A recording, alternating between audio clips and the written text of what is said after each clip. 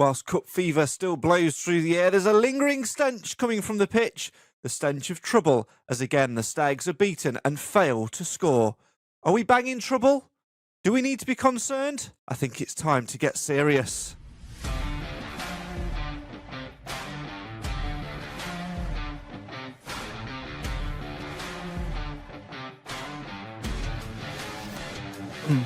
A 2-0 home defeat to Lincoln City leaves the Stags just 5 points clear of the drop zone. And now with AFC Wimbledon and Rotherham to play before we take on Arsenal in the FA Cup, concentration has to be on the league as the Stags are getting pulled into an unnecessary dogfight. 1 win in their last 8 league games, no wins in their last 6, and they've only scored twice. Are we in a crisis of confidence? Are we on the cusp of getting something good but just need better referees? Or do we just need to do our own thing, focus, to ensure that we pull away from the drop zone? 2 huge cup finals, according to Nigel Clough, lay in wait for the Stags before the actual cup game. Let's discuss it all here on the show for the fans, by the fans.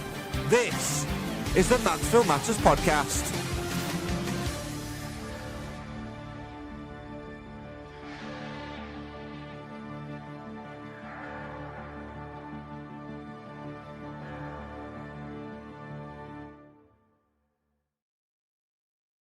Hello, good evening and welcome to the show for the fans, by the fans. Why? Because Mansfield always matters. It's not a good run of form in the league for us at the moment, is it?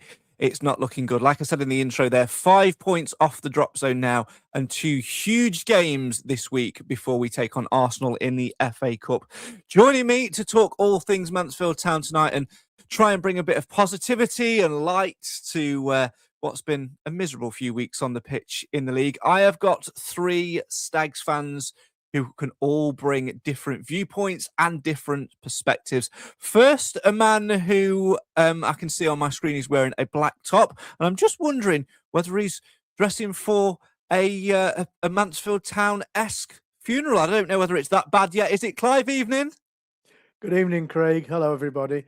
No, I'm wearing black because being the incredible handsome person I am who's just carrying a bit too much weight, black is a slimming colour. Vanity, thy name is Clive. Let's say hello, good evening, and welcome to a man who is desperate to say goal scorer for the Stags, followed by, let's face it, anyone. Good evening, Mr. Alan Wilson. Good evening, Craig. Good evening, everybody. It's been a frustrating few weeks. I'm sure Alan is absolutely gasping to shout out goal scorer for the Stags, followed by anybody. Well, you know, on the podcast over the last few weeks, we've been a little bit injury hit when it comes to our guests. Nick is, I think, still sunning himself on in foreign climates. Cam is playing with his toy cars. Jim is at work this week. And of course, as we know, Nathan is still got his feet up and he's resting and recuperating from his operation. So what I needed to do was drop into the transfer market and bring in an emergency loan signing to join us on the podcast this week. And I thought, what better to do than reach out to our friends at Her Game 2. They've got the Her Game 2 dedicated game coming up very, very soon indeed. And bring back a former favourite of the podcast who's been on before. I think it was earlier this season, although these seasons seem to go into, and it might have been the back end of last season. I can't remember. I think it was probably the back end of last season. So almost a year since her last appearance. Let's say hello, good evening and welcome to Emily. Good evening. Good evening, Craig. Good evening, everybody.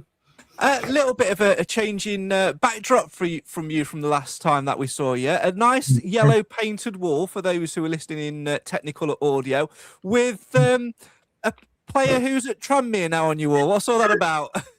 Yeah. Well, I had a Macca shirt, really, really nice Macca shirt, and we've moved house since I last spoke to you, and I can't find it. I don't know where it is. So this is the kind of stand-in, is the Dickov shirt.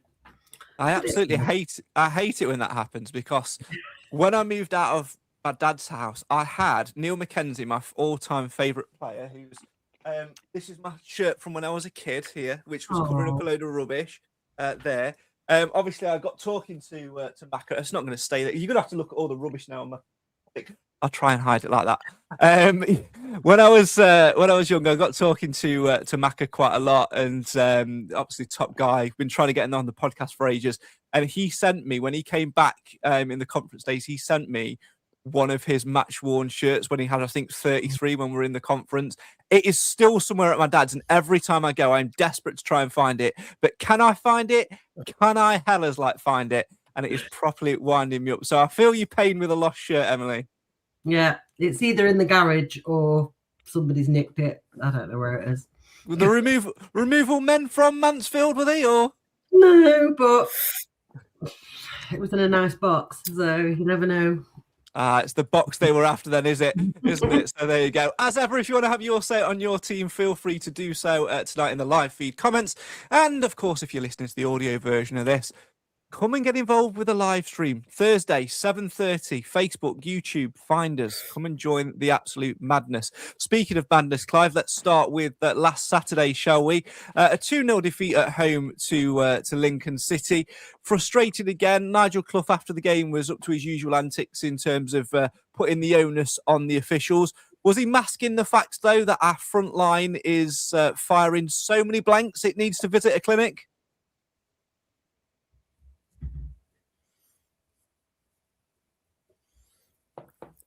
Are you talking to me?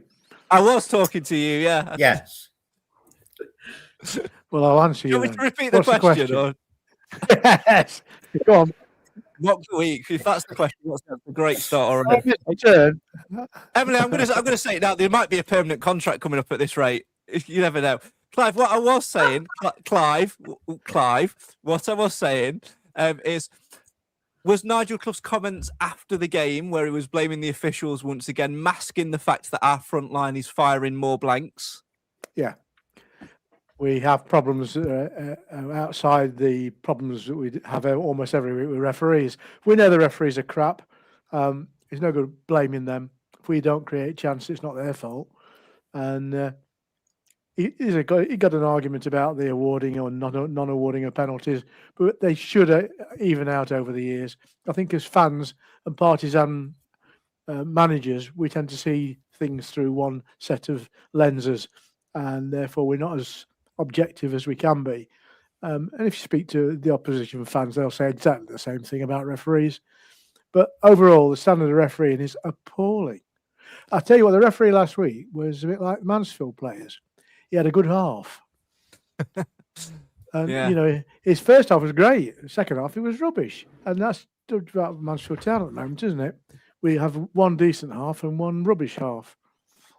I don't know about you, Emily, but watching Nigel Clough's comments afterwards, I had to turn it off halfway through. I was very, very frustrated, and I just felt that it was an easy pass to make those excuses and put it on the referee when really Clough should have called out his front line.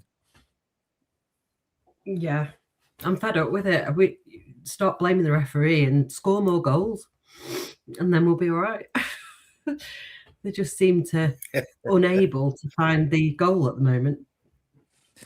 It is a bit of a concern, Alan, mainly for you, because I know you're desperate to say goal scorer for the Stags, but you can hear the deflation in your voice now. Every time like it's coming through, you like when Lincoln score, I can just hear it. Goal scorer for Lincoln City, number 4. What's the point? Well, it's annoying more than anything else, because I've noticed 2 or 3 times now, in the match, I'm not just calling Will Evans out, but he does push everywhere on the pitch. He'll shove a play, when he can't get there. And, why give the referee chance to award a penalty, doing it in our penalty area? If they'd done it elsewhere, it wouldn't have been so bad. But, we tried and tried and tried it. It was obvious they were going to pop another one in sooner or later because of the way we were trying to get one up their front. But, when it clicks, Craig, it will click. But we're just waiting for it to click. It's as simple as that. The missing chances, not taking the just that extra time. And when, what's his name, Roberts put his foot back to kick and the gentleman took it away, that could have been all we needed. I've got no. Oh, I've left the sound effect on. There's a host job going, Emily, if you want it. Clive, I've got no complaints about the penalty we conceded because, like Alan said, it was a clear shove. Nigel Clough sort of called him out afterwards. But the thing that's frustrating me at the moment, Clive, is soft, silly goals again. And when you've got a defence which is not as strong, let's be honest, without Bailey Cargill and Ryan Sweeney, we're failing to do the business at the other end. We can't afford to be making these cheap, easy mistakes. No, but it's the Mansfield way, isn't it? Even when we're playing well, we're capable of giving away a soft goal. But we're not being hammered by anybody. That's the positives in all this. Lincoln were a superior outfit to us, no question. And the fact they only won by, effectively one goal. I discounted the last goal as being one of those things that happens when all your players are in the wrong place. But they couldn't use their obvious superiority and player by player and trouncers, and they are beating teams by far greater margins than they won at the Mill. So I think there are some positives in our side. The work ethic's all there, and I think Evans shouldn't be allowed anywhere near his own goal area. It's not the first time he's cocked up. He's not the brightest of sharpest of knives, is he? He quite honestly, his work rate is commendable. He never stops running. And there's value in that, but keep him out of the bloody way we shouldn't need attackers in deep in defence. And when they are in there, not only do we have too many legs, but we have wrong sorts of legs. But that's for Clough to sort out, isn't it? It is. I think we've been hampered a little bit, Emily, by the Saturday-Tuesday thing. And one thing I've been keen to highlight quite a lot of is, whilst we've got an excellent attacking roster on paper, there's a reason that they're with Mansfield, and that is because they were free agents or they were carrying injury knocks. You look at players like Adebayo, prior to playing here, not played for 18 months. Reece Oates, another one, 2 seasons out. Luke Bolton, he's hit and miss with injuries. At the moment, those players aren't fit enough to be consistent, and that is what Mansfield are lacking. And I just feel like that the fact that we're having to play Saturday, Tuesday and throw these players in who need that extra bit of recovering time is what is also hampering us a little bit. Yeah, I think this cup run is actually, in that respect, causing an issue, isn't it, really? Because are we fit enough to have a good cup run? You mentioned Luke Bolton there. I really like him. I think he could be really, really good, but he just seems to mess up last minute. He's really good at going and pinching the ball, and he's fast, and he looks like he's got a bit of pace, which for us is quite unusual. And he looks exciting, but he never actually does anything, and it's really disappointing because I really think he would like to score. He was born in Stockport as well. He's when they interviewed him, I was like, he's definitely from round my way, and he is. And so I really wanted him to do well, and I just feel like he's just not quite cutting the mustard at the moment, is he? So it's a massive confidence game, Alan. But I think for me, it is all subjective and it is all excuses. But we just have to rally together, don't we, and try and get rid of it, because like Marie says in the comments, whilst the officials were poor, we have to make and take our own chances. There's far too much sideways and backwards and getting nowhere, because for me, players, Alan, are just going through the motions. It's almost like a mini pre-season for them. It just seems to be everything's happening. They move it from the back. Dave will hit it forward to whoever. They collect it, usually Russell. Russell will do his fancy bits. And it's that final pass to the last, to the people that's up front. It just never seems to get there. It's quite annoying, really. But when it does, I think the people such as Bolton or Oates or whoever thinking, oh, wow, he's done it this time. I better go move on. It just seems it just needs one goal. That's all it needs, Craig. One goal. It'd be interesting to see what happens. The confidence will just come back. Yeah, like I say, I think it'd be interesting to see what happens if we can get a bit of momentum going into next season. But I think another positive, Emily, is that on Saturday we saw the unexpected early return of Tyler Roberts, and wow, he looked like Oliver Twist, didn't he? He was just hungry for more. Yeah, well, he's fantastic, isn't he? And I've got to admit, I wasn't there on Saturday because my son was playing football, so we weren't able to go. So it's the first game we've missed in absolutely ages. But I have watched the highlights, and I really rate Tyler Roberts. Anyway, I've been absolutely waiting with bated breath for him to come back because he's really fantastic, and you can see that he's got that. I don't know. It's kind of like, where we know where he's come from and what his experience is, and it shows. It shows when he's on the pitch. It really does. But he can't do it by himself, can he? So. No, that's very true. I think for me, Clive, as well, I think Tyler Roberts is one of those players who, a little bit like Rhys Oates, will look to repay the faith. I mean, obviously, a lot's gone on for him in the past 12 months, really. This time last year, he would have had no thought process of playing for Mansfield. He would have maybe wanted to try and get a move to another championship club or whatever, or even try and break into the Birmingham side, but it didn't happen for him. He came here, obviously then picked up a bit of a knock, which coincided, not coincidentally, with us going on a little bit of a poor run. And during that time as well, he had his contract basically ended by Birmingham, and we then picked up the remainder of his contract and gave him somewhere to be for the rest of the season. So for Tyler Roberts, Clive, it's a bit of a double-edged sword, isn't it? He's got to put himself in the shop window for a potential move in the summer, or put himself in the shop window in terms of, Nigel, look at me, I want to be here next year and this is what I can offer. Well, he's certainly a class above the average, and if we can make use of that talent and he can stay injury-free, it adds something we've been missing since he was injured. If you remember, he went injured at Northampton. We were bossing that game. We had the game in our pocket. I ended up losing it because he went off, and then they brought a big lad on and we couldn't cope with it. But I look at it this way. Our game has suffered because we're not competent enough in midfield. Reid can't do it all on his own.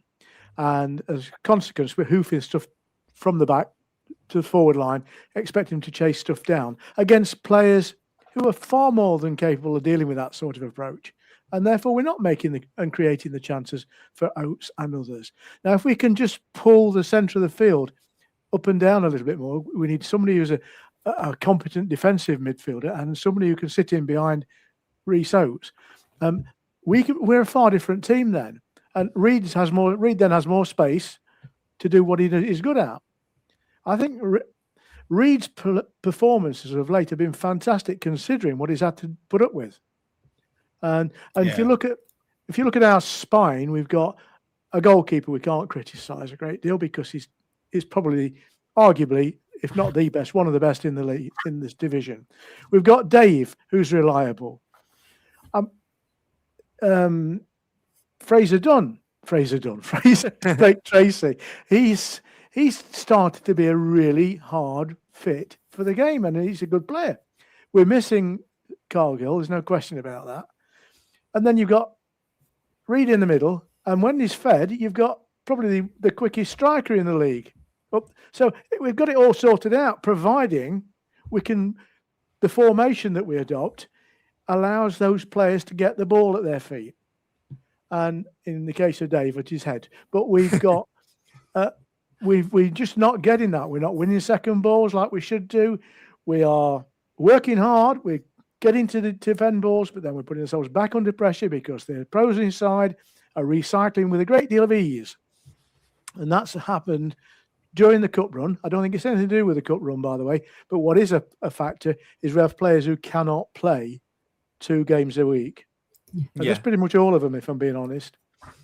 No, it is. And I've been looking sort of through the side, Alan, and sort of looking at where we're imbalanced at the minute. And for me, it's no coincidence that we've started being weaker defensively since we've lost Ryan Sweeney and Bailey Cargill. I think Ryan Sweeney, wrongly, as I said over and over again, took a lot of flack at the start of the season and was really coming into his own and, grabbed the captain's armband back, was really dominating in that back four and looking solid with Cargill and Dave alongside him as well. And we were starting to find our shape. We've dropped off the boil a little bit defensively, and we've not had a lot in terms of physicality from attacking set pieces, long throws, corners when Sweeney's been available to go up for them. And for me, that's the only bit that gives me a little bit of worry, because there are 3 areas on the pitch positionally where we don't have a lot of cover and we're having to compensate for it a little bit. And that is left side centre back, and then as a consequence of that, left back. Or if you change in formation, you're going with a 5, left side centre back, and then left wing back. And then as a result of McDonnell obviously being recalled and sold to Oxford to get relegated, we've not got that second defensive midfielder, Alan. So we're having to not just fill in gaps and hope that players get through 90 minutes, but we're also having to try and find a little bit more of a balance, because as much as we haven't got the players for that left side defensive role, we've also not got a lot of options in that defensive midfield role, because John Russ last year is more of an attacking player. Aaron Lewis is hit and miss. We've not seen a lot of George Abbott. It's been basically, blink and miss it. And then the only other option there is George Maris. And I think the Sammy the Stag Telly behind me has got more of a chance of playing at the minute, because nobody seems to know what's happening to him. Well, I think Marius and, from what I could gather, Marius and Barry were back on the grass. Now, what that means, as in terms of when they're going to play, I'm not sure. But a remark that Clive made about Tyler Roberts, I think he is the linchpin, because whenever he plays, or you can see him, the ball's pushed through to him, and he's that little link to feed either Evans or Oates or whoever, Bolton or whoever's going. And it's when he's not playing, it's the hoof ball that's not Reece Oates' game or Evans. They can't hold it up. The only person in the team at the moment there's 2. There's Adebayo Ajo and also Lucas Akins, who can actually hold the ball up and pass it off. But I think that's where Tyler, you'll see a difference if he starts getting fitter and getting more than 45 minutes, 60 minutes. I think it's a plus, because he'll feed the balls through to Reece, Evans, or whoever's there to take it. It's just up for them to put it in the net then.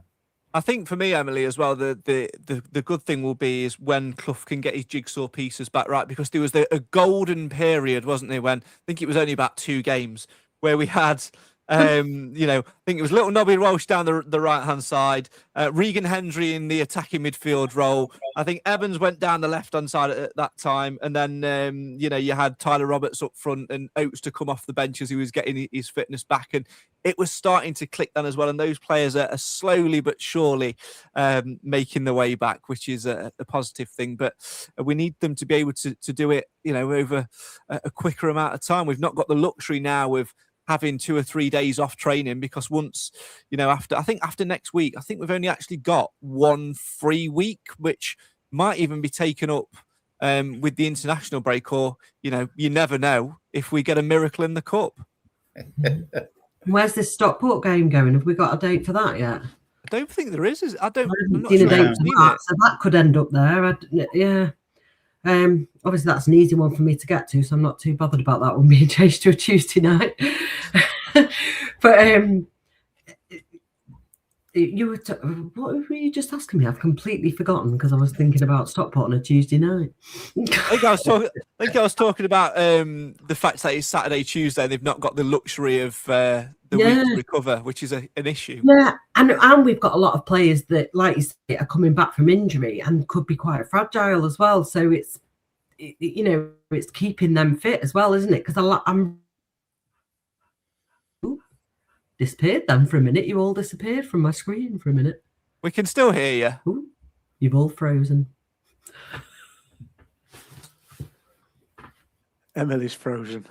There she is. Give us a second. She'll be back. She's back there. She's there.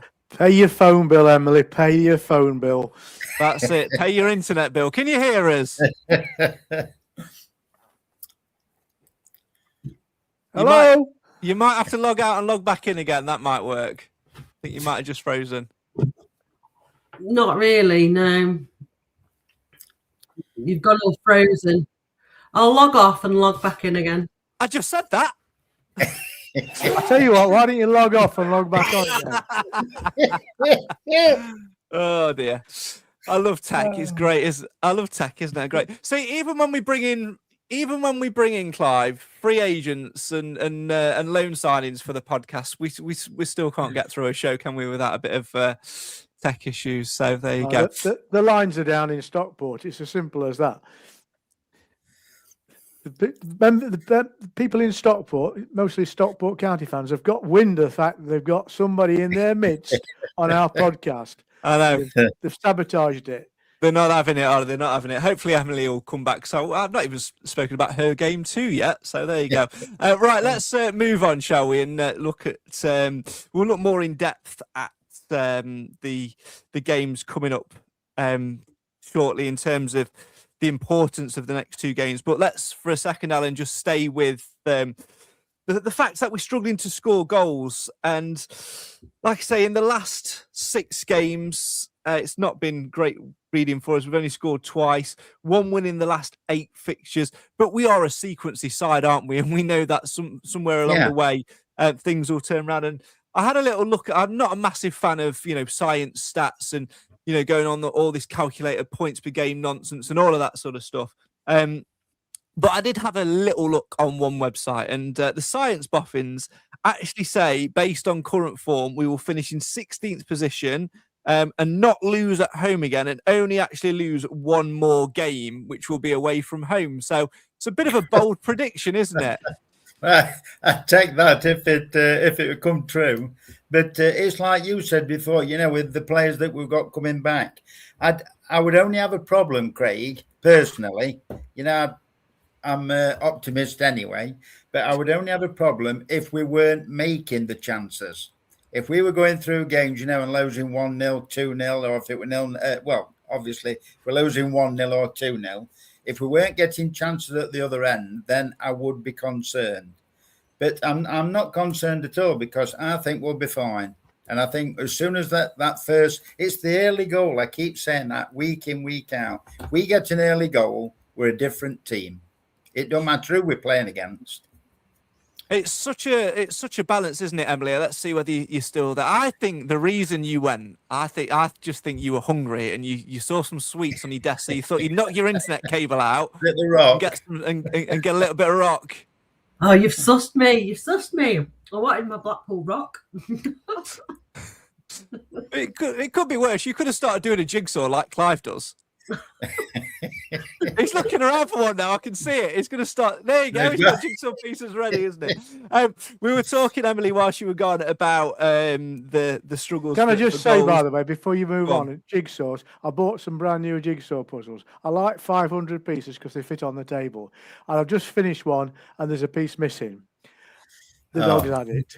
The dogs ate a piece of the jigsaw, so I've now got a 499-piece jigsaw if anybody wants it. I'll get you a crayon, Clive. We'll just colour it in. It's absolutely fine. Not a problem. Emily, I was talking a bit whilst you were gone about the lack of goals and about how the science boffins predict that we'll finish in 16th and only lose 1 more game. Personally, I see us losing more than 1 more game, but I would love the science boffins to be right, because the 16th place finish, I think we'd all at this point snap your hand off for it, wouldn't we?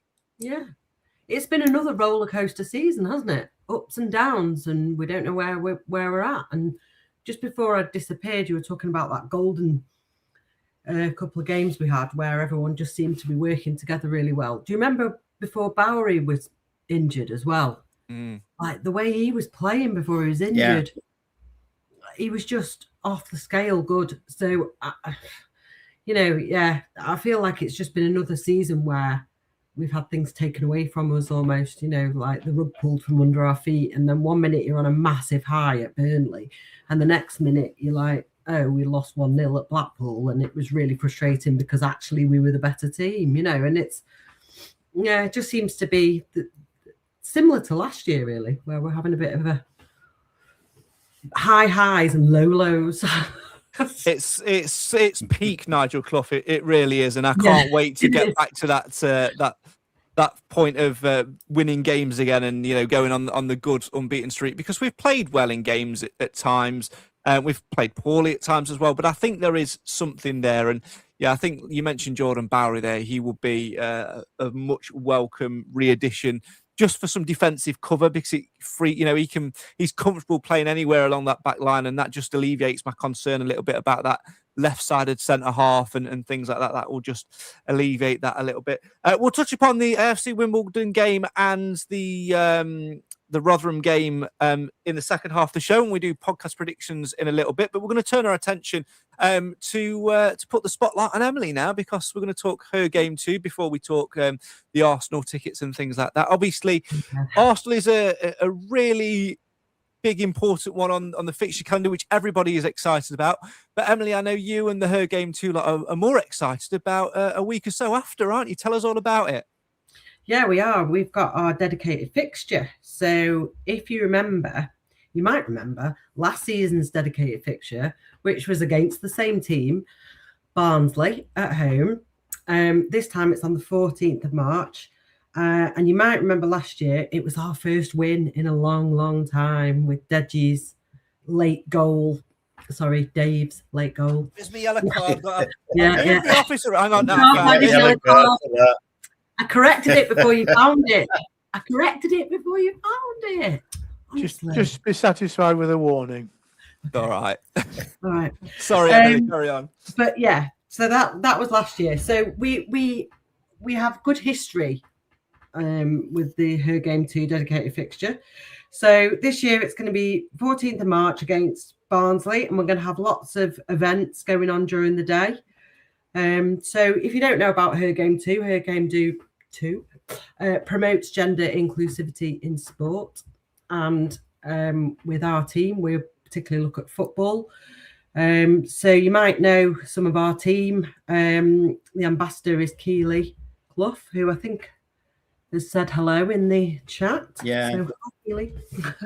And then there's the advocates, who is myself and Kate had on last year, and Angie Jackson as well. There you go. Keely's put in now. We've won all our dedicated fixtures. So there's a game that we will definitely win. Touching wood, definitely win. So, we've got quite a few events going on the day.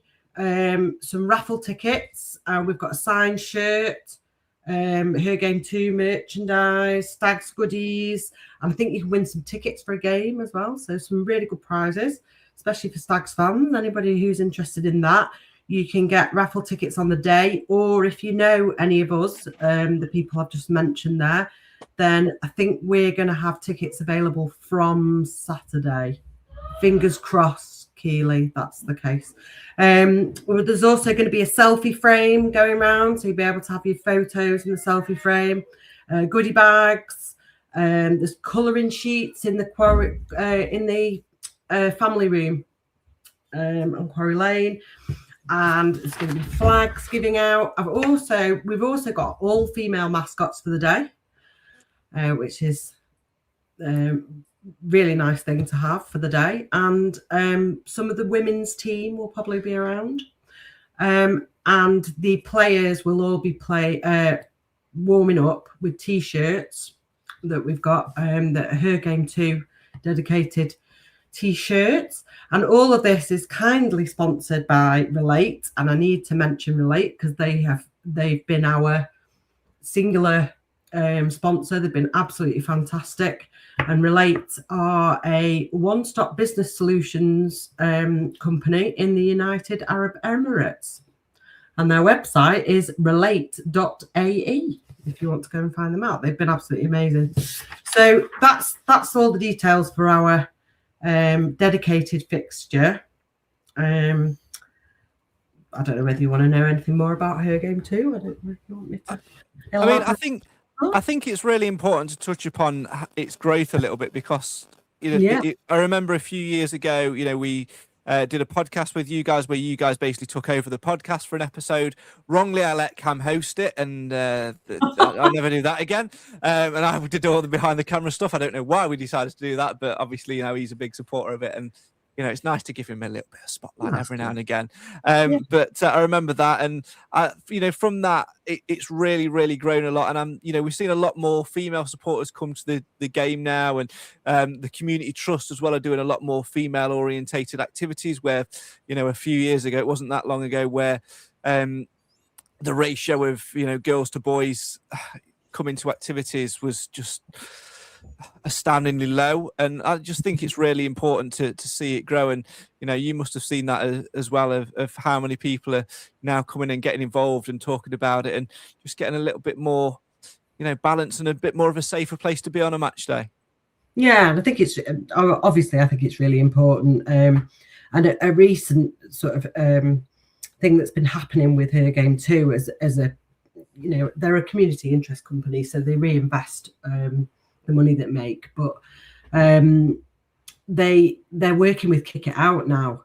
So if you see anything discrimination within when you're attending a football game or online or even at grassroots level, if you see anything, you can go on the website now and you can report it, and it's actually really easy to report it.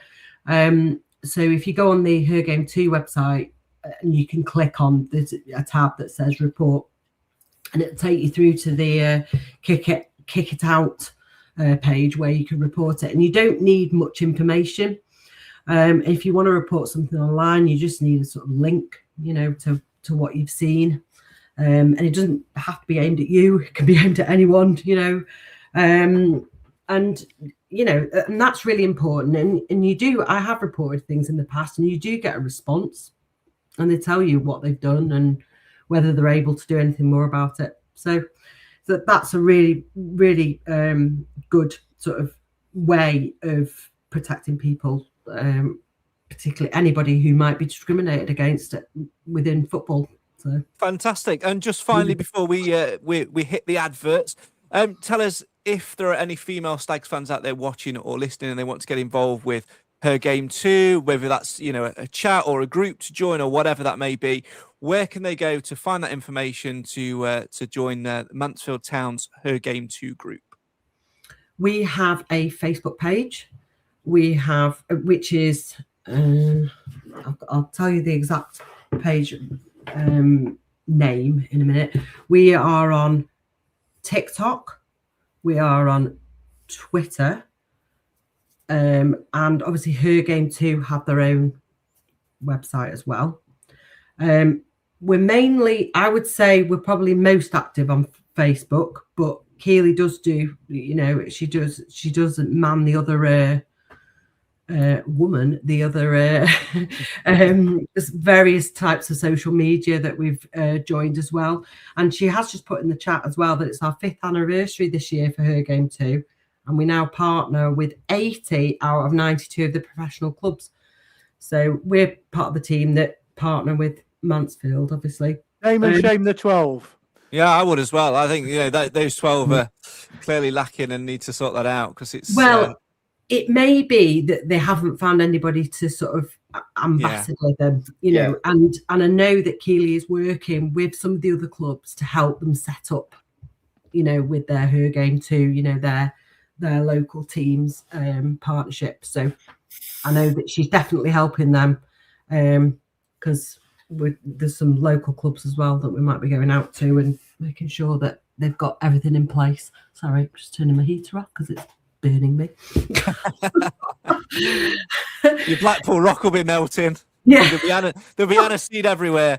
That's why I have to eat it. That's fantastic. That's absolutely fantastic. And thank you for that, Emily. Really appreciate you sharing that information. And like I say, if you do want to go and be a part of that, go and approach any of the girls. They'll be more than happy to talk to you and obviously get involved with all those social media channels and groups as well. Right, still to come. What that's the page, the Her Game 2. Her Game 2 Mansfield Town. Keely, if you're still watching and you've got the link to that, if you want to drop it in the comments, that would be fantastic. Drop it in the comments and people can see that as well. Right, we're going to take a quick break. When we come back, we're going to talk Arsenal tickets. We're going to do podcast predictions, and we're going to give Emily a choice. It's probably a choice that she probably won't want to make the option of leaving the show early will not be there for that. But more on that after. You'll know what I mean if we talked about if you've watched the show. It's a bin or a shoe.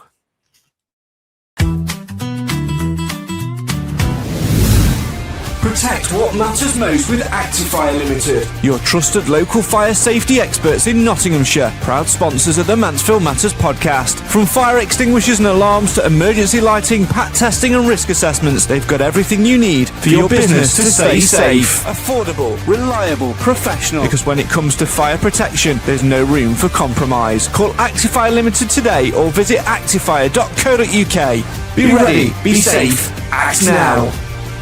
Actifire Limited, proud sponsors of the Mansfield Matters podcast. We're the Mansfield Matters crew, making podcasts just for you. Some show up, some disappear, but the Stags bring us all here. Through the ups and downs we stay, talking Mansfield Town every day. You're back with the show for the fans, by the fans. Why? Because Mansfield always matters. Thanks so much for joining us this evening. Alongside me tonight, we've got Emily from Her Game 2. We've got Mr. Alan Wilson from the PA Box. And we've got Clive Parkin from the Black Jumper Shop. Other jumper shops are available. Right, as ever, we're going to do podcast predictions in a little while. But some news elsewhere this week, Clive, and that is, of course, the news that we were all waiting for. The Arsenal tickets are now on sale. We were discussing on last week's show about what the price point may be. And I don't think it's any surprise, is it really, to see that the price point was in the higher bracket, £35 for 16 and over, which has caused a little bit of controversy, £25 for seniors and £15 for under 16s. We'll go into the specifics in just a minute, but generally your reaction to the prices and what people have put online. Well, we have a mixture of responses online, the usual knobheads and people who have got more sense and can rationalise what's happened. We've got one chance to do this. I mean, and quite honestly, it's a business behind everything else. And it has to make it, any business that wants to survive has to take advantage of opportunities. Now, there's a balance to be struck because you can take advantage of opportunity and abuse your customer base. I don't think they've done that. I think they found about the right level. And quite honestly, I'd have paid more for this one-off opportunity. We're never going to play Arsenal again in the FA Cup in my lifetime. So I think most people are happy enough to do it. There's some complaints about allocation of tickets, that why should season ticket holders get first pick? Well, don't be stupid. Because we're season ticket holders, of course we should. They put their money out at the start of the season, regardless what happens. And then it's a question of how you prioritise the remaining 1,500 tickets that might be available at the end of all that.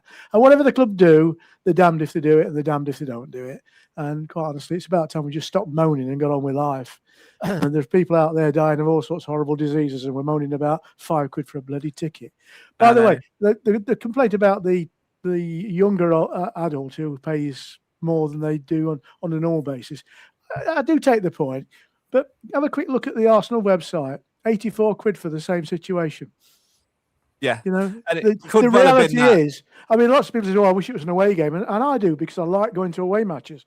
But it would have been £90 for a ticket. It would have, well, no, maybe less than that, because I think they would probably bring their prices down for the FA Cup. But we'd have had all the travel and accommodation costs. Yeah. This way, it's a cheap experience. It is. I think there's two bits of controversy, really, Emily, and I don't think they're massively controversial, because I agree with Clive in terms of it's a business. We've got to profit from this. We've got to make money from it. I think realistically, when you take everything into consideration, this game is going to be worth about 2.5 million there or thereabouts for us in extra revenue, which we simply wouldn't have had, at the start of the season. So, if you can get 2.5 million from somewhere unexpected, you're going to get 2.5 million from somewhere. I do agree slightly with some of the comments about the 16 plus age bracket, because that is an added expense, and I think you've got young ones, haven't you? Are they over 16 or under 16? So I only one of my boys comes to all the games. His brother comes, well, when he can't go, his brother comes, but he's 14, so I'm quite lucky he's slotted into the £15 category. I have to say, if he was £35, I'd have been I'd have been quite upset. But I agree with Clive. I thought that it was good value. It's one-off. You know, my dad's 80 this year, and he's supported Mansfield all his life, and he was like, "You'll not come across this again." He doesn't go to games anymore, bless him, but he enjoys it from home. But he was saying to me, you know, just go and enjoy it, and you know, so my tickets are safely secured and bought already. Yeah, I'm not going to pay £50 to go in the tent though. Yes, this was the second part of the controversy for me. Now, again, I know. I understand exactly why they've done it, because you know the marquee tent which they've put up is a great fan zone for us, but also it is an opportunity to get extra you know, revenue in some way, shape or form. I think the £50 price point is ridiculous. I'm going to what call do they get? on that. £50, Craig. Well, I'm just going to go through it now. So, sorry, I knew you'd ask me that question. The upgrade includes. So, let me get the correct wording. Let's do this properly, shall we? Someone starts. I don't know. Season ticket holders have the opportunity to upgrade their matchday experience and gain exclusive access to the Radford Foundation marquee for an additional £50 per person, applicable to all age categories, with a valid match ticket required to be purchased separately. So if you've got, you know, if you're mum, dad, 2 kids, are you really going to spend £200 on a hospitality tent to receive exclusive access from 9 a.m. until kickoff?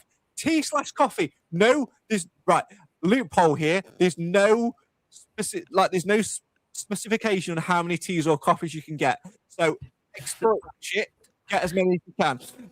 Premium breakfast cob. Again, there's not a limit on how many. There's no thing on a limit, so exploit that. Special edition match day program. This is what will slightly irk me, is if they make a special edition match day program but only make it exclusive for those in the tent. That is wrong. Yeah. Hopefully they won't do that, and hopefully there'll be more on that soon. A corporate memento to mark the occasion. So let's be honest, that's going to be a Ferrero Rocher whacked in a Mansfield Town printed box, isn't it? One of those cheap cardboard ones, maybe with Mansfield Town versus Arsenal written on it. Live entertainment, including an exclusive Q&A with a past or present Stags player. Now, for £50, I can't say, Alan, that's making me want to get my credit card out. Now, well, you've got 2 choices at the end of the day, haven't you, Craig? If you want to pay £50 and go, you go. If you don't want to pay £50, you stay out. It's as simple as that. They've got the choice. Is this £50 on top of your ticket price? Yes. Yeah. So an adult buying a ticket for £35, and then if they want the hospitality in the fan zone on that day, they're going to pay £85. That includes a cup of coffee and a cob. It doesn't say how many cups of coffee. Exploit that. Exploit it. Small print, people. Get your money's worth is what I'm saying. But Alan's right. At the end of the day, you don't have to go. I mean, and I hope in many ways that the people do vote with their feet. I mean, there are plenty of other places to go on and get hospitality before the game. But if somebody wants it badly enough and they think £50 is worth paying, they'll do it. Personally, I wouldn't pay it because I've been in the tent and it's not really my scene anyway. But you know, the guys who like to drink before, during, and after the game, I suppose it's valuable to them. Yeah, and do you know what? I'm all for the club profiting from this game, because it like I said earlier, where are you going to find an extra 2.5 million? That's my Craig math estimate of what this game's worth. Ticket prices, TV money, commercial gain, shirts sold in the club shop, all of that sort of stuff. I reckon about 2.5 million. But do you think it's aimed at the corporates? I don't know. I think it's aimed at a mixture, Clive. I think it's aimed at the general fan who wants to have a little bit of a half corporate, half fan experience, a little bit of a hybrid experience. I just think the price point is a little bit too high. £20, I think, would have nailed it for what you get for that. I think £20 would have nailed it. I do think it's a potential tester for something next season, maybe having marquee memberships and a little wristband or something, and or whatever. How many times have we been to other grounds over the years, and their supporters bars had a £2 on the door entrance fee, and sometimes you pay it for somewhere to go and get warm or whatever. But we will see what happens. Martin Shaw in the comments has said that programs will be available for all to buy. I hope so, Martin, and I'm sure if they are, you can go and see our mate David in the 50/50 hut to get one of those programs, because they will sell out, and I will definitely be getting my hands on one of those. I just think the price point's a little bit too high for what the experience is. But on the flip side of that, I don't blame the club whatsoever in terms of trying to do it. All I will say is it's going to make, not everybody that goes in the marquee tent usually will take up on that offer, which means there'll be a filter down towards Sandy's, which is great for them and the outdoor bar there, but it will make that area outside far more populated than it usually is. So just be a little bit cautious of that and give yourself a little bit of extra time on that one. So I've just had a thought, Craig. You get a free program as part of the £50 package, but we're going to let people who haven't bought the £50 package can buy a program. What's betting? It's £50 for a program. You've said it now, haven't you? I've set the seed, haven't I? I can see Michael Bradley, the commercial manager, now sat at home watching this back, thinking, "Hey, that Clive Parkins hit the nail on the head. Steve-O, put £50 on the cover, son. We'll cut it in." £2.50 at Burnley. £2.50. Yeah, exactly. I think it'll probably be around a fiver. Be a fiver. Yeah. I'll happily play a fiver. Let's do a deal. Let's do a deal as well. Let's do let's say it's a £5 for a programme and £7.50 for a half and half scarf. Both for a tenner. Bob's your uncle. Happy days. See you later. Thank me later, kids. Right. Talking of thank me later and a little bit of the Arsenal game and the tickets, there's one serious little bit that I want to touch upon for a minute. And that is, as ever with all these games, there is a clamour to get tickets. And I'm slightly concerned about the amount of ticket touts that are out there and potential scammers.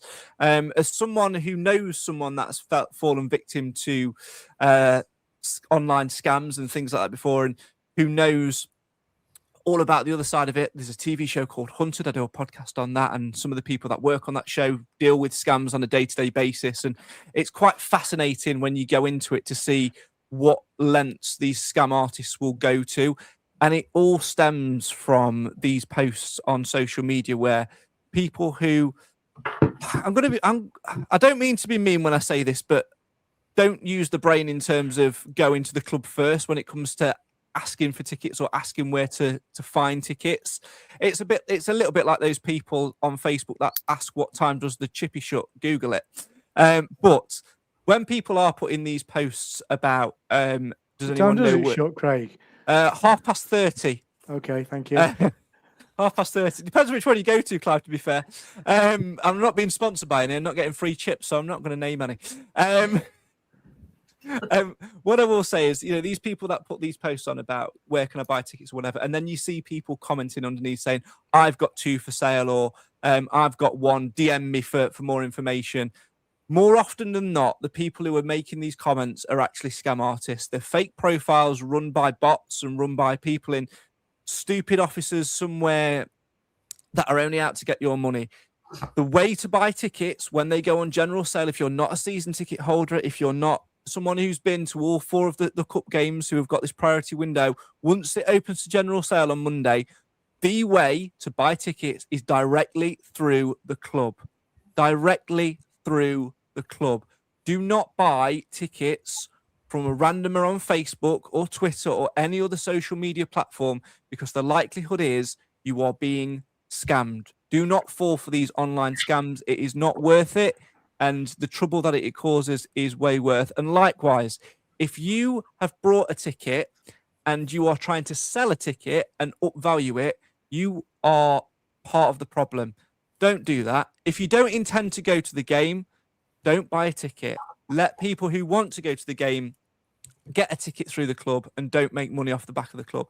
And whatever you do out there, I know the closer it gets, the atmosphere is going to build a little bit more and the excitement's going to grow. Do not fall for these internet scammers who are trying to sell you tickets. Look at their profile, by all means have a and think about it, but do not buy tickets through them, because they're after one thing and one thing only, and that is all of your details to scam you. And before you know it, they're buying iPhones off of Amazon under your name, racking up bills, getting credit cards and everything in your name. Don't do it. Buy tickets solely through the club, and let that be the end of it. Think before you buy. The game of luck, who gives up, don't mess it up. I hear you say, how do you play? Win, lose or draw, then pick a score and one more thing. Pick a hero, don't score zero, that's the game. But we're not fools, this game has rules. It gets on time, you'll be fine. Remember the rhyme. The best predictions.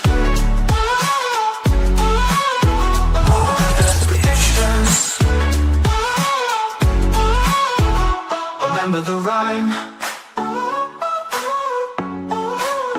Guess on time, you'll be fine.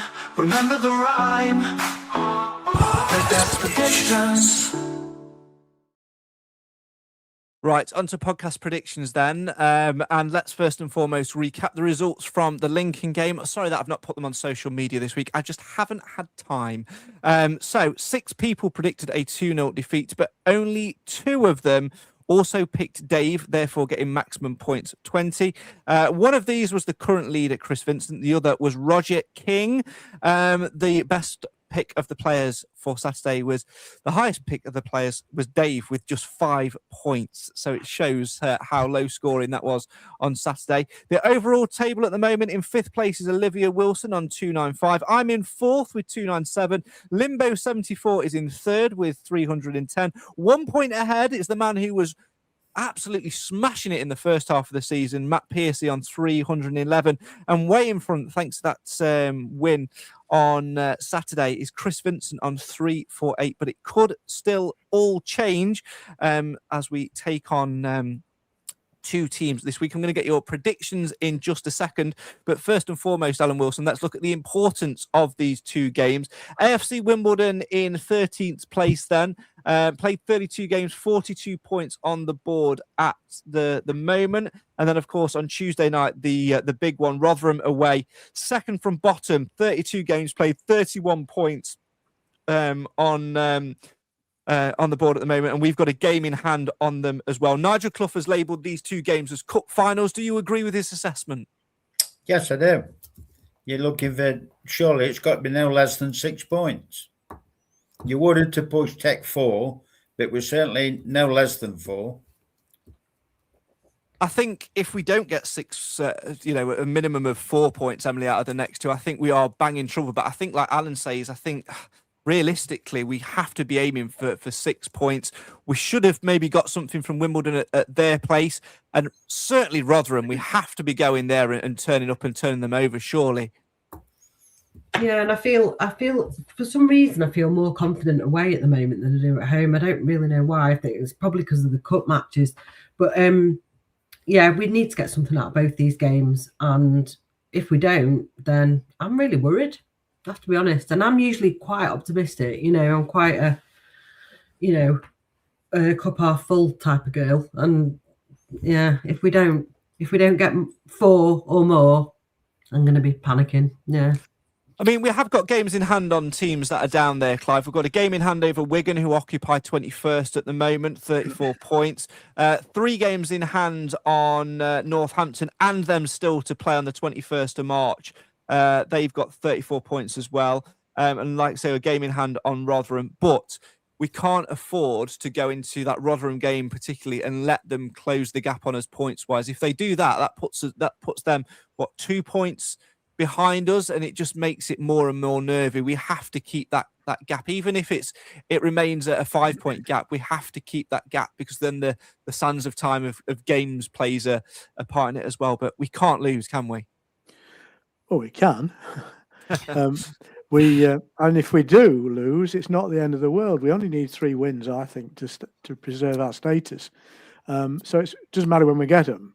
But I'm with Emily on this. I've a positive feeling at the moment. I think we've bottomed out, and I think the reintroduction of Tyler Roberts and one or two people starting to show a bit more form again. I think we should enter both of these games expecting to get maximum points. Yeah, it's certainly going to be an interesting one, that's for sure. We're going to turn our attention then to predicting both of those games then. Alan Wilson, you're going to go first. We're going to start with AFC Wimbledon, please. 2-0 win, Roadrunner Resoats. Clive. Stags 2, Wombles 1, Tyler Roberts. Oh, interesting. I am going to go for a 3-1 win, and I am going to go for Lewis Reed as my hero to make sure I don't score 0. Emily, I don't know if you play along with podcast predictions or not, to be fair. Well, you know that I don't predict things. So I'm going to ask you anyway, but I won't write it down. I'll ask you anyway. That's okay, yeah. Well, write it down. I'll be interested to know how well I do. I'm going to say 1-0, and I'm going to say Regan Hendry. Oh, interesting. I'll come to you again. I'll come to you again for a Rotherham prediction, and then I'll go the other way around. So Rotherham away. What do you think we'll do for Rotherham? I'm hoping for a 2-0 win against Rotherham, and I'm going to go with Reese Oates. I'm going to steal the same prediction. I'm going to go 2-0 win and Reese Oates at Rotherham. Clive, Rotherham. Same score, Reed. Oh, excellent. And Alan Wilson finishes off with Rotherham away, please. I'm going 2-1 win, also Lewis Reed. Fantastic. And as ever, if you want to get involved with podcast predictions, you can do so. The link that you need is in the description. A reminder, you must submit your guesses no later than 90 minutes before kickoff to change my teeth. And you can't pick the same player 2 games in a row for your fantasy captain. Otherwise, the podcast predictions guru, Ben, will take points off you. Points and the way it's scored is nothing to do with me. It's all Ben. So stop coming at me and stop asking me why you didn't get this points or why you didn't get that points. I don't know. I don't do the maths. And frankly, I don't care. It's just a game. There's no prizes. It's free. It's just a game.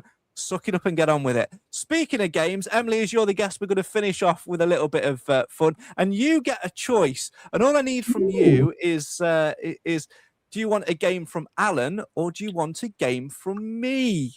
It's up to you. No pressure. They'll be equally as dreadful. But yeah, let us know which one do you Which want? one contains general knowledge and which one contains? I can't tell you that. A guessing game. Emily, just avoid Craig's. Just avoid Craig's. Okay, Alan's. You don't know what you're missing. You really don't know what you're missing.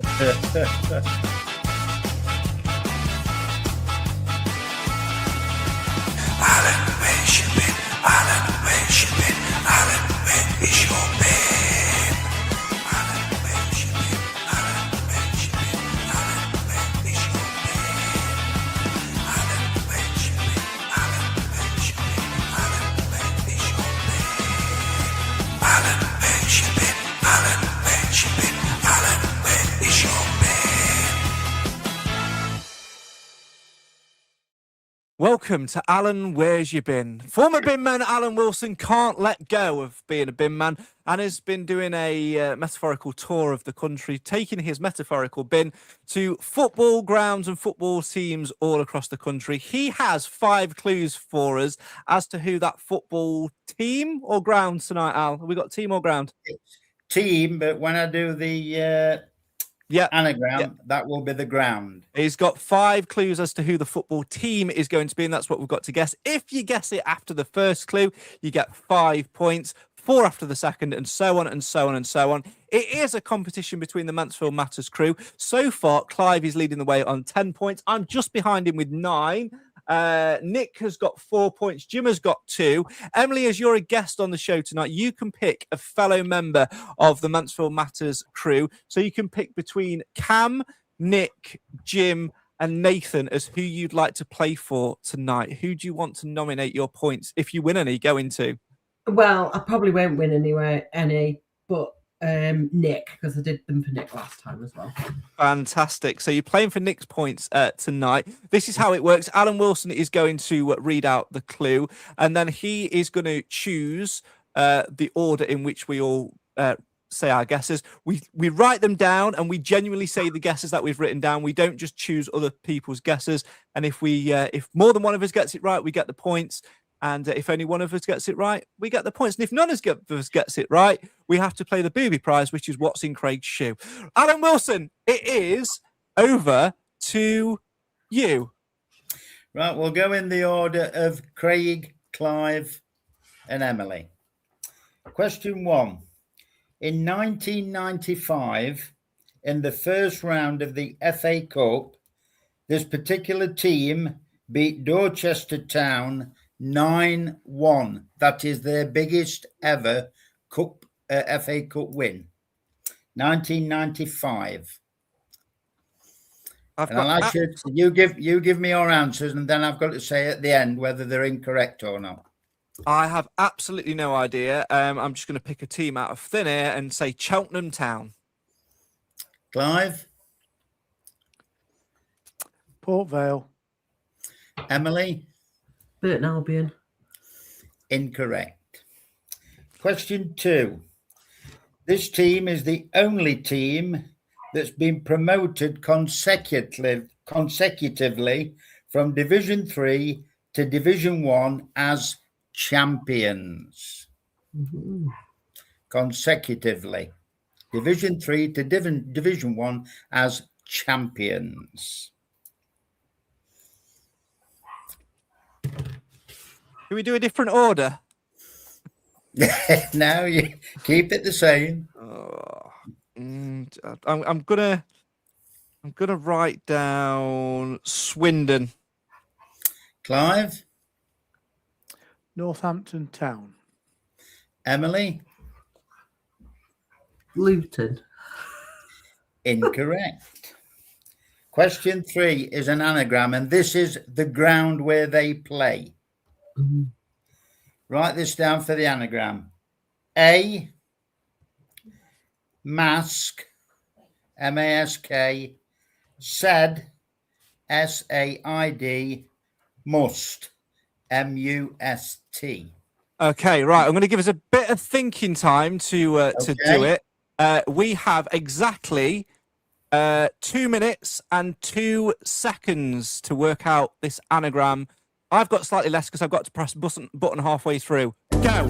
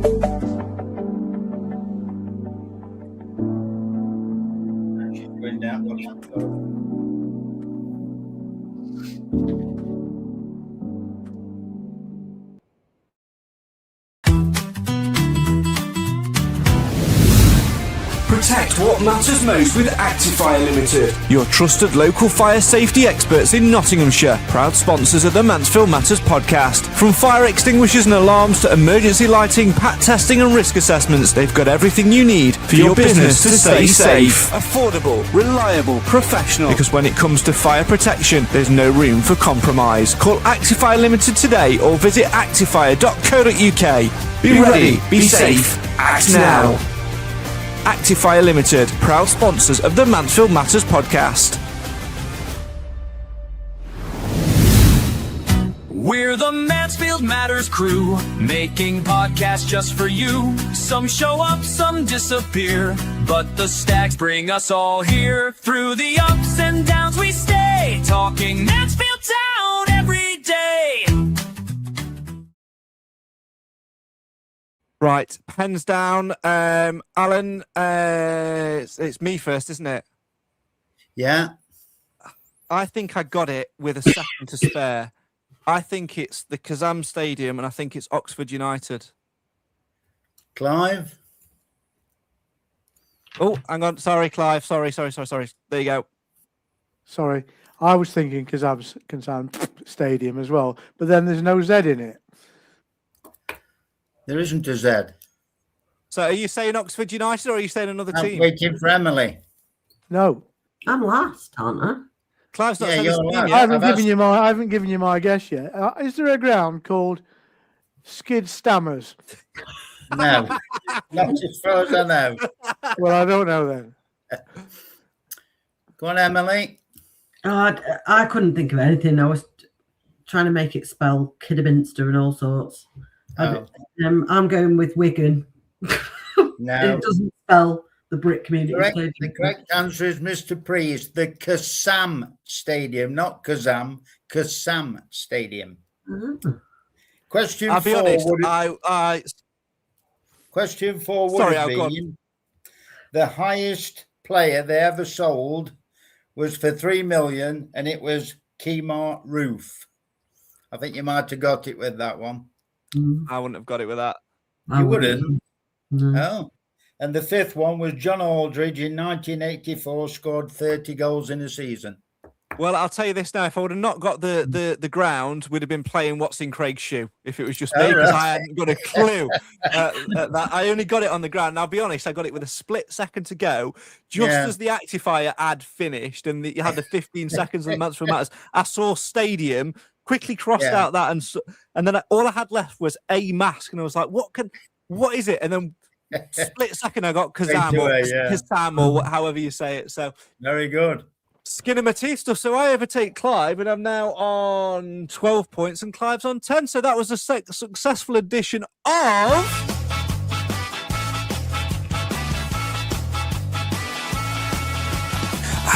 where's you been? Alan, where's you been? Alan, where is your babe? Alan, where's you been? Alan, where's you been? Alan, where is your babe? Alan, where's you been? Alan, where's you been? Alan, where is your babe? Alan, where's you been?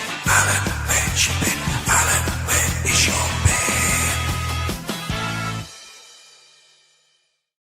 It's also a very good job, Emily, that you didn't pick me for the game, because I realised as I was teeing it up that the whole point of the game What's in My Shoe is to have an object in my shoe, and neither of my shoes are actually in the office. So that wouldn't have worked either. It would have been What's in Craig's makeshift shoe, which would have been this microphone box. I'd have used that as a prop. So there you go. Count yourself lucky that you've missed out on grade A content there. Right, that is almost all we've got time for on tonight's show. My thanks as ever to the Mansfield Matters podcast panel. Let's get order restored. Of course, we've got 2 games upcoming. It is a huge week for Mansfield Town, Clive. Obviously, this time next week, we'll be reflecting on 2 league games and looking ahead to a juicy FA Cup tie against Arsenal. But I'm sure Nigel Clough will be ramming home to the players in the dressing rooms before the next 2 games.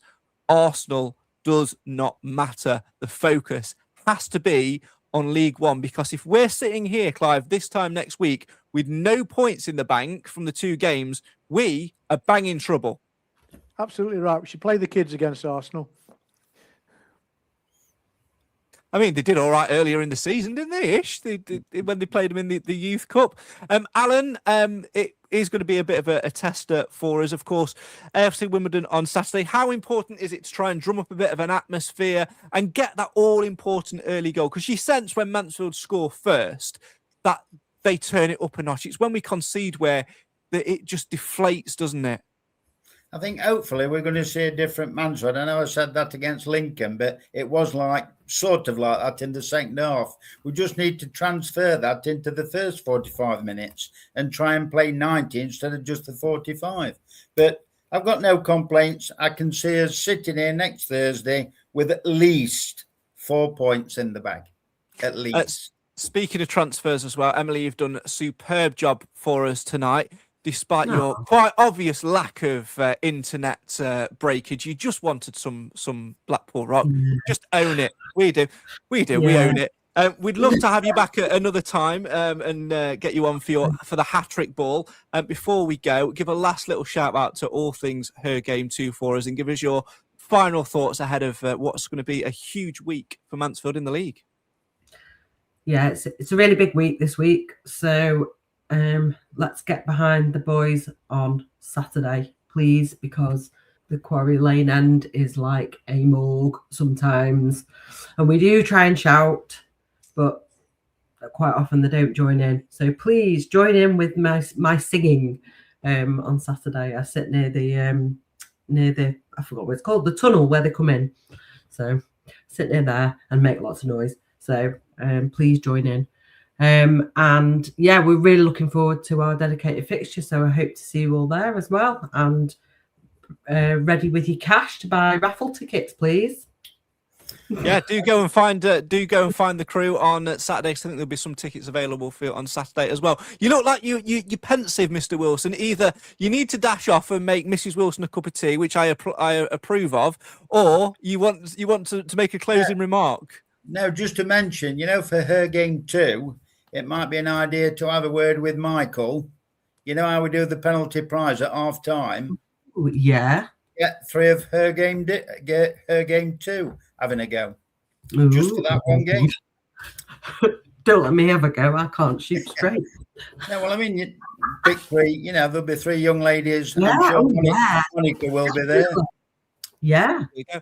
The Mansfield Matters podcast, giving you advice on ticket touts, on scammers, playing great games like Alan Where's You Been, and solving first world problems. You heard it here, folks. A Her Game 2 special of the penalty shootout. Only though if Cam can go in goal and you pelt balls at his face, because he's not here for me to do the usual kick him out of the chat. So hopefully we'll be back soon. That is all we've got time for though. Thanks everyone, and we'll see you next week.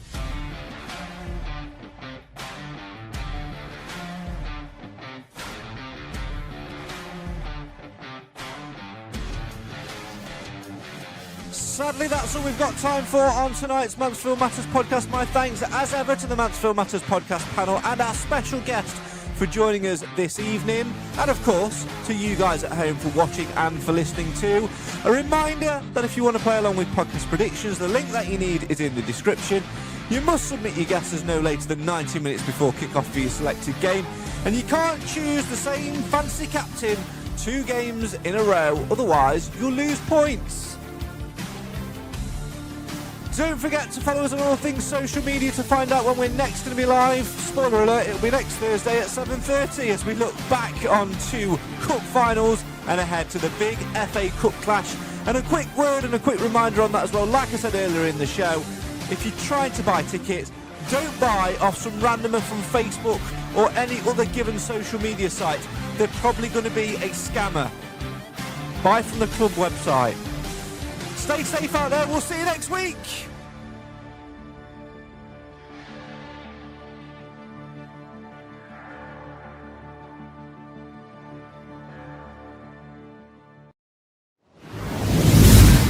Protect what matters most with Actifire Limited, your trusted local fire safety experts in Nottinghamshire. Proud sponsors of the Mansfield Matters podcast. From fire extinguishers and alarms to emergency lighting, pat testing and risk assessments, they've got everything you need for your business to stay safe. Affordable, reliable, professional. Because when it comes to fire protection, there's no room for compromise. Call Actifire Limited today or visit actifire.co.uk. Be ready, be safe, act now.